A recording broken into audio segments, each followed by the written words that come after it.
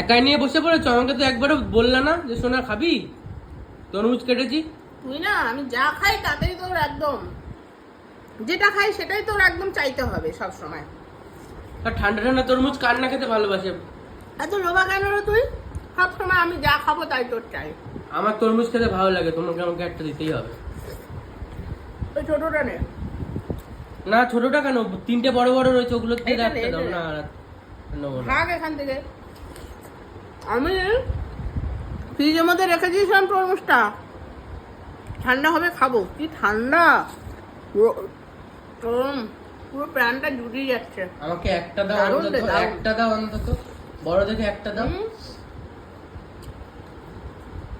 তুই খাস না সোনা, তুই ভালোবাসিস না তো। তুই এটা নে, আমি এটা খাই। কেউ করিস না আমার আমার সাথে। তরমুজটা খুব ভালো লাগে। আমার যেটা ভালো লাগে সেটাই তোর ভালো লাগে।